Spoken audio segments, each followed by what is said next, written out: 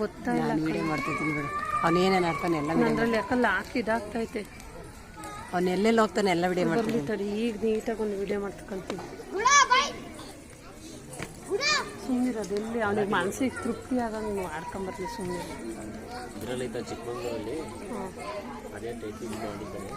ಚಿಕ್ಕಬಳ್ಳಾಪುರದಲ್ಲಿ ನೋಡು ಅವನು ಅಲ್ಲಿ ಹೋಗಿ ಅಂತಪ್ಪ